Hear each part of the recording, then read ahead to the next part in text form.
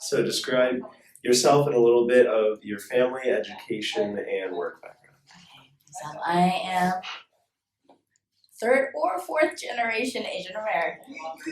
Um, uh, Lived in DC all my life until after I graduated and married a naval officer. So then moved around, came back, and here I am. Um, Education, went to Maryland, graduated in criminology, criminal justice. Also one of the first three to graduate with Asian American Studies certificate. So one of the first ones. And now just I graduated and went on to the Organization of Chinese Americans at the national office and was their director of programs. So working with college students and doing college leadership and doing very similar things to what I was already doing at Maryland with the activism and getting the educational aspect of Asian American Studies at, and with leadership development. And after that, then just became a military wife and had 4 kids now, and here I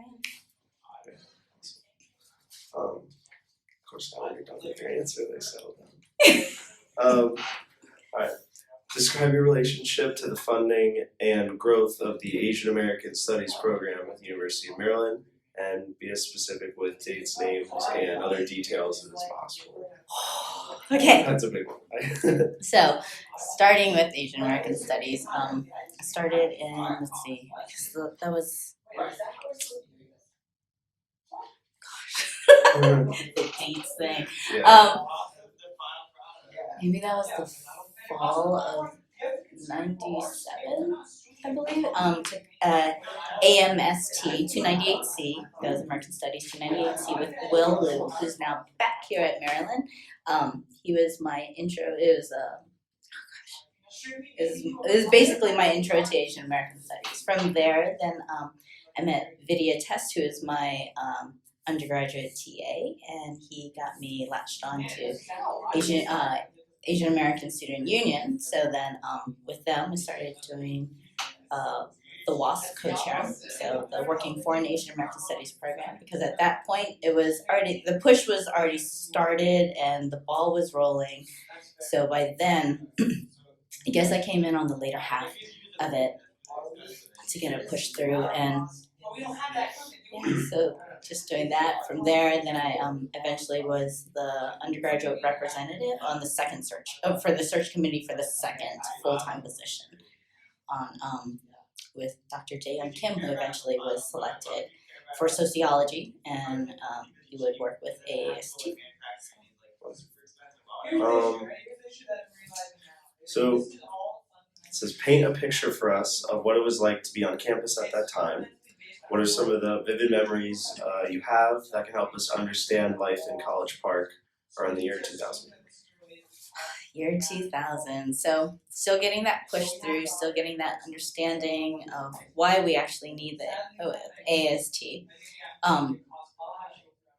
For me, going around to the various student conferences around the country and having spoken about, they're like, oh, you go to University of Maryland, like, what? Asian American Studies, we want that, because at that point there was no established program on the East Coast. So UM was already like at the forefront of getting this. You know, everyone has one like on the West Coast and everything, but East Coast, it was, what's Asian American Studies? They're like, oh, we have an Asian Studies. No, Asian American is completely different than Asian Studies. We are not learning about China and Korea and everything. We are learning about Americans of, Asian descent and our, specific identity, history, everything that people like, for me, I didn't even know, like, there was maybe a little blurb in high school about Chinese railroad workers, but there was really nothing else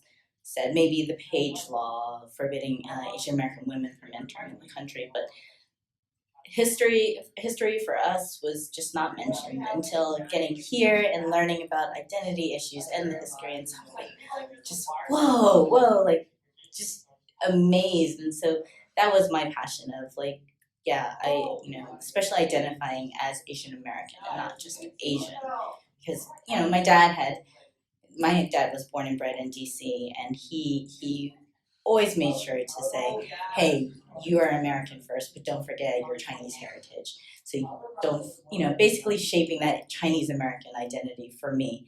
And then he passed away while I was in college. So for me, that really just solidified everything. He passed away in '99. So that made Asian American AAST for me even more important, and just like something that was like, oh, if I could do this, this would be awesome. So the collaboration with that was amazing. There was a lot of cross cultural collaborations because we couldn't just say, hey, this is important just for this population of Maryland. To say that is like, it's inane. So, just like African American studies or Chicano studies or women's studies is just for specific groups. It's not. It's we live in this melting pot of cultures, and for us to not understand other individuals' shared experiences, or to say we operate in a colorblind society would not do anyone any justice. So for Asian Americans, yeah, it's something that is not known as well, especially in 2000. Um, Before, around that time, we were still fighting for retention. There's retention. They had retention symposiums for Latino and African American students, saying they had the lowest retention rates. But we're like, well, Asian American students have a need too. They're like, no, you guys have among the highest retention rates. We're like, that is not true, because if you break it down within the Asian American population, you have Southeast Asian Americans who also have among the lowest retention rates. So to lump them with a model minority and just having to explain what's model minority. So the campus at that time was slowly getting there. By then, like, the students had initiated that push, and everyone's like, oh, well, they chalked up the campus. So there's just numbers around the campus of like, how many classes, or how many Asian American students were among the population. Just little tidbits, like educational kind of like pushes to get like people aware of everything. There's a few sit-ins at the administration building. There's a few walk-ins on like symposiums and sit-downs. So there's a good amount of activism that was happening, and that grassroots activism was amazing, because also we were doing the coalition building with other communities. So for AASU, they were very good. We had such a tight bond with LSU, BSU, the women's groups. So it was always just everyone collaborated together and had, LGBTQA also. So everyone was just very tight, and everyone had each other's back. It was just so important. That's what I still talk to students about to this day. It's like, hey, don't just stay in this little hole. Make sure you have each other's backs, because what happens to one community can obviously happen to another community. So you can't just be like, oh, that's their problem. This is not. Same thing with AST. It's not just for Asian Americans. It's for everybody who who wants to learn and wants to understand what this country is built on. Did you face any backlash? Oh yeah. There's some good amount of backlash. So obviously, well, why do we need it? Obviously, we've talked about that. Oh, no funding. Oh, no this. There's no resources. There's no need for it. Just all this stuff. Even there's the Blood Gang came. He's a group who came, and they were sponsored by C. They were supposed to put on one of the big concerts here. And I think the LGBT student union came to us and said, hey, have you seen the lyrics of the songs of this group? And we're like, what? And they had, there's homophobic lyrics, there's misogynistic lyrics, there's racist lyrics. So for ASU at that point, we jumped on the Yellow Fever song, which was like, I'm going to lay her down like an oriental carpet, tie her eyes up with tooth floss and things. It was just like, what? And our student fees were going to support that. And we were like, whoa, no. So we actually all started protesting this. Talking to C, getting this to administration. Then it became this big, campus-wide thing that we're fighting. We wrote articles in the newspaper, at Diamondback, the Diamondback. We'd have people be like, "What? It's not racist. I'm Asian. I support it." And just of course, all this backlash. It eventually became a national thing.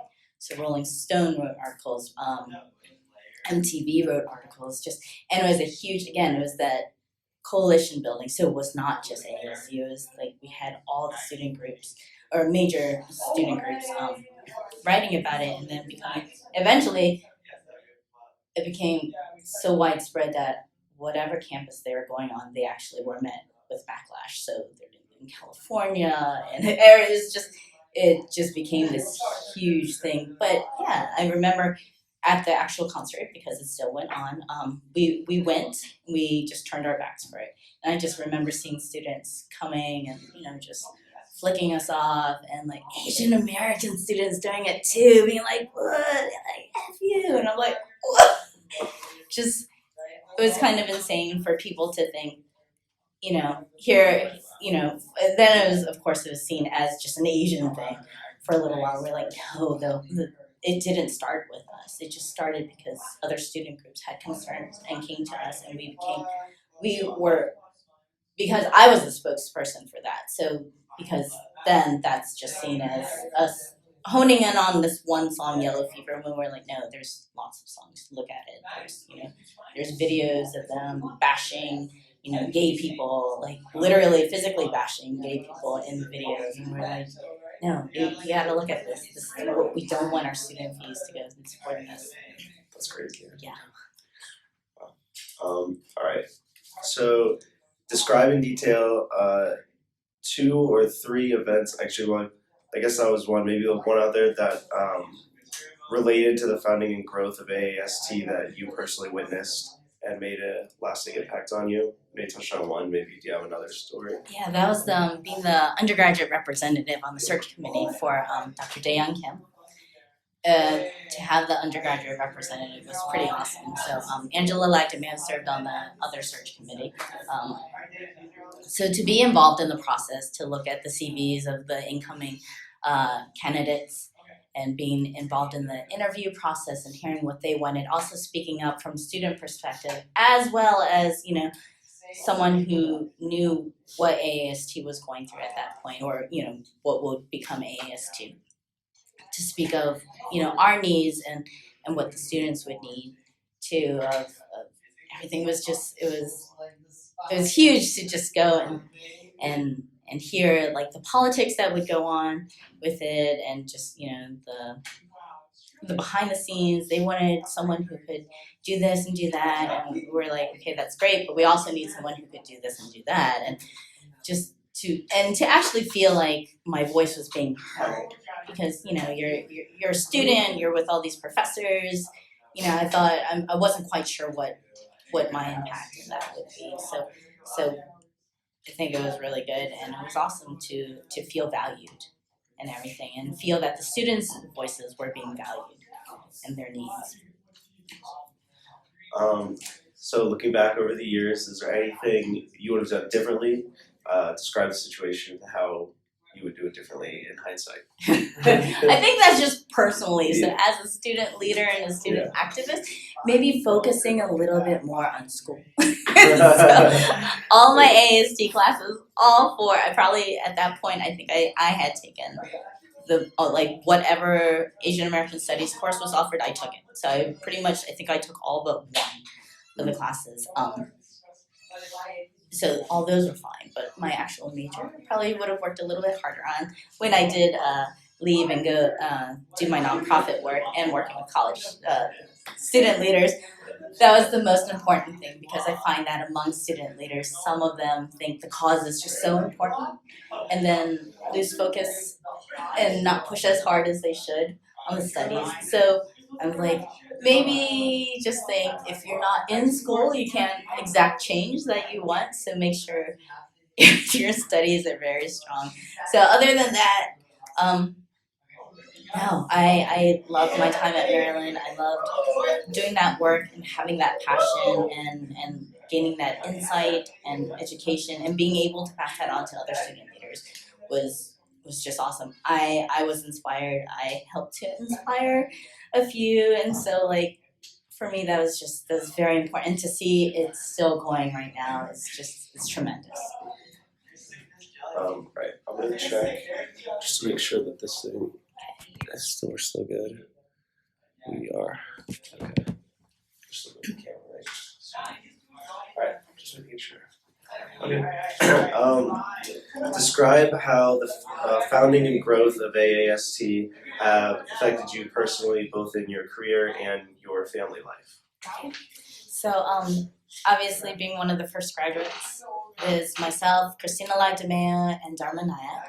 And the three of us graduated. That was huge. And that was a certificate at that point. I know it's now a minor, so to get it pushed possibly to a major would be amazing, or back to a certificate also would be great. But the impact it did have, again, to go across the country, working with the student leaders who were very interested to hear, especially at their schools if they did not have an Asian American Studies program, to hear what we had done and my thoughts and just the thirst for that need for their campuses too was inspiring to me. It was just good to know, and then a lot of these kids now you're either working in the field or teaching and everything, so it's good to see that these student leaders also made a difference with their impact. And for me personally, as my family with my kids, from a very young age, talking to them about racism, talking to them about stereotypes, making sure they're inclusive. Education, hey, there's other things that happened in history other than, just this narrow scope that we see. And for the importance for them to feel proud in their identity, to not ever feel ashamed of, who they are, knowing that yes, they will be looked at on the outside. They may not be, viewed, or there will be assumptions made initially, and for them to prove that wrong and to stay strong and to not feed into those stereotypes, to not be passive, speak up if there are people who need help. You help speak up for them too. So they've done a good job so far. This is our second to last question, but I can probably think of others as well. Describe your dreams for AAST when you were on campus and how AAST has realized or fallen short of those dreams over the years.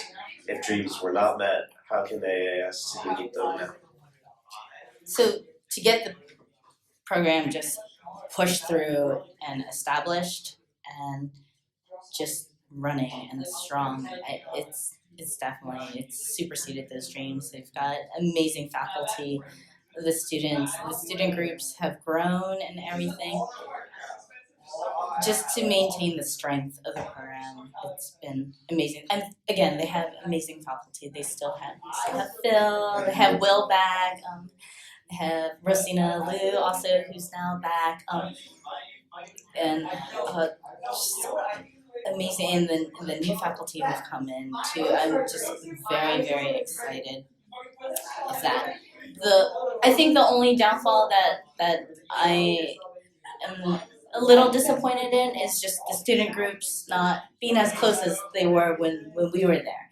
And again, for us to come back and then be like, well, how do you get the support? We're like, go talk. So that I think we've lost. There's been that disconnect because of social media and just everything is just like, I'll just text them. Where for us, we'd like, if we need to go talk to them, we actually have to go walk and do a face-to-face. Like, how are you going to build a relationship through a text or through an email? You can't. You can get so far, and then showing up and supporting. And so I think that would be my only concern, is just the student support and the coalition building that still needs to be maintained, because if this program falls, it would need that support. And if you don't already have those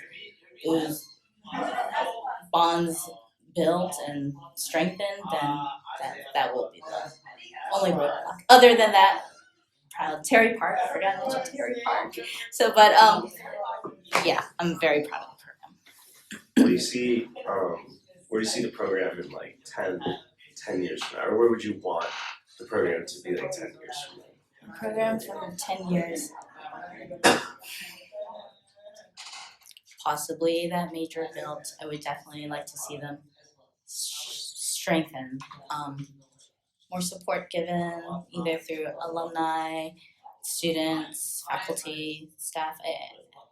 They're in good hands. I don't worry about that. So 10 years from now, just to keep maintaining minor, possibly major certificate, come back, and yeah, just possibly see my kids graduating with it. That would be amazing. Alright, we have like kind of like one other question, but I guess Keiron, do you have any questions? Okay. Could you give us kind of in in more detail kind of what your job was as the undergraduate spokesperson and kind of what you were doing and kind of some of your duties, what you were doing for the Bloodhound Gang protest? Yeah. So Bloodhound Gang, yeah, I was just basically like their PR person, so point of contact for press. You know, we had the news crews contacting us. Different websites, newspapers, everyone who wanted to get we just needed the one voice, so it wasn't just so many different. So speaking up for this Bloodhound Gang coalition, I think that's what it was. So yeah, speaking up for them, and then yeah, just always being that point of contact and just explaining, you know, why is this even a big deal? Like, oh, it's okay, it's just a music group, they don't mean anything. Like, no, but you see, it's more than that. I'm surprised they ended up they still did the concert, you know. That's interesting. I feel like you never expect that on campus like these days. Like, right? Well, you wouldn't expect it back then too. Yeah. I mean, we had a racism day, and I don't know if that was the same. That might have been the same year too. We're like, wait, you know, like things aren't matching up. Yeah, like, it's a big contrast. Yeah, it's a huge contrast, and you know, and that was when Maryland was huge on. Our focus is on diversity and multiculturalism. Like, we're like, okay, but you know, you see this going on, right? Alright, so he wants, for the last question, he wants you speaking directly into the camera. And this is to future generations of AAST students. Okay. So summarize in just a minute your dreams for them and any lessons learned since your days affiliated with AAST. Okay. Future AASTers. Tanya Lee, first graduate of AAST, one of the first of three. You are the strength that will continue to carry on AAST and to show why there is a need for Asian American studies, not only at Maryland, but nationwide. Why there's a need for ethnic studies, for people to understand that our experiences as people of color are very important. That to understand someone's history, you have to understand their pain and their struggles, and to not discount those, and to become more empathetic individuals who will understand that, Black Lives Matter. Why is that important? It can happen to other communities. It can happen to other people. So for you to go through AST and learn the history and the importance of this community is huge. And whether you do that on a small level by just raising your children, right, or on a huge level by going into politics or policy and everything, it's just, you can make a huge difference. And just to know that this is important and you are important and this program is important and you can make a difference. Small or big, you can make a difference. That's good. Okay. Okay. I hope we don't cut off. What at 2? Yeah, I don't know what that means. It's like counting. It's been counting down the whole time. It's at 1 minute 40 seconds right now. But I don't really know why. There's no way the video card's that small. That'd be only 30 minutes of video. That's kind of ridiculous. Alright, let's see. Do you know if you're going to be going to this 20th anniversary event they're having? What is it? It says it's in 2020. I think this is where the interview will be like. He's gonna put all of them in like a montage, and they're all gonna be like played on loop. I think during the event. It should be there. I missed it for the 10th or 15th anniversary for some reason. I believe my husband might have been out to sea or something. Or I was giving birth. I have no idea. But oh yeah, definitely. What school are you showing me? My kids. So my oldest right now is a sophomore, and so she wants to. I don't know. She's changing. Before she wanted to do a foreign affairs officer. Both of the older two are eyeing the Naval Academy or here. My second one, I don't know. He actually might want to go into computers now. Once he found out, he's like, oh, I can be on the computer for like, and no one's gonna kick me off. And I was like. That's the appeal. Yeah, so I think now he's eyeing that. Before it was maybe naval architecture, so now the computer thing is gone. There you go. It's definitely more than one. Okay, well then you can name it. Okay, so obviously Dr. William Liu, who helped to inspire so many people and educate us on, identity issues and history and everything, and just really ignite my spark for AAST.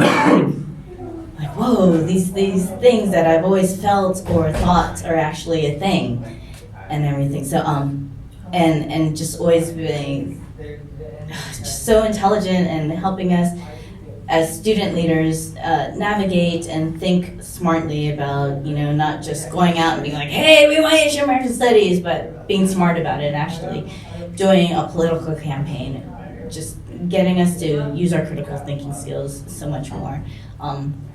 Dr. Chris Liang, who is now in Pennsylvania, was one of our undergraduate advisors. Also, just like Will, just always made us think, sit back and think, not just leap and go with like things we were feeling. He worked closely also with Dr. Sunny Lee and Dr. Marie Tang. All of them just helped to keep us going, helped to keep us inspired. Again, those critical thinking skills were huge of grassroots organizing, things that I carried on through, when I started my nonprofit.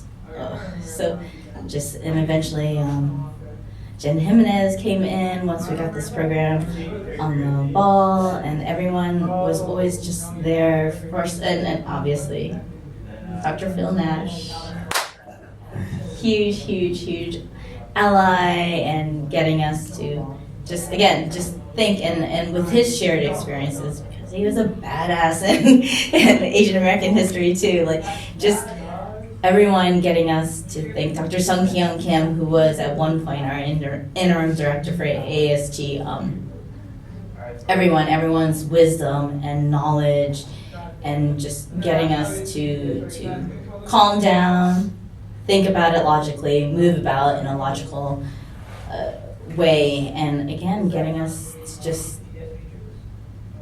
keep going, to like not ever get discouraged, and to keep fighting, and to know that as students that we have so much power. So that carried over for me to talk to other student leaders. Hey, you're not just a student, you actually hold so much power because you are paying the university. It's without you, they don't have that money.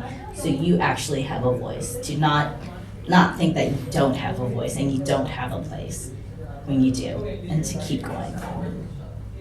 So before they like set up the program, What was the like course load like in terms of just like Asian American studies? Like was there any like just some electives at that time, like before the program actually started? Yeah, you just have to go find, within sociology, American studies, women's studies. So we had Dr. Liu actually taught Asian American masculinity. That was a course offering for a little bit. Dr. Kim had done Asian American elderly, so issues. Dr. Liu also did, what was it? It was just basically Asian Americans and how with mental health. Like basically, it's very hard for Asian Americans to go seek mental health services and how it's kind of stigmatized. Obviously, Phil has taught several courses that we went through. Asian American leadership that was started when I was here, and I think still continues. I've gone to speak with that class several times. Oh gosh, what are some of the other things? Just Asian American. Did we do Asian American theater? No, we didn't. But yeah, so many different course offers, and now like it's still there.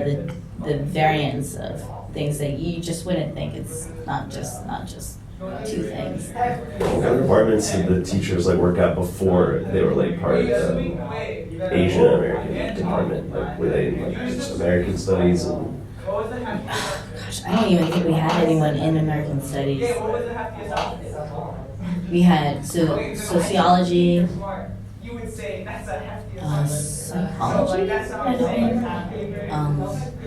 women's studies, because Dr. Sung Kim was, I believe, the women's studies chair also. Yeah, so basically. yeah. Yeah. No, I'm just thinking of questions off the top of my No, head. you're fine. Can you think of anything? Was people more interactive with each other? Yes. Like, 'cause I know now, right now, people not like more interactive with each other. What different race? Yeah. And I talk to my kids all the time. I'm like, not everyone has like their phones. Everyone's on the phones constantly. So yes, way more interaction because phones were down. People were actually talking.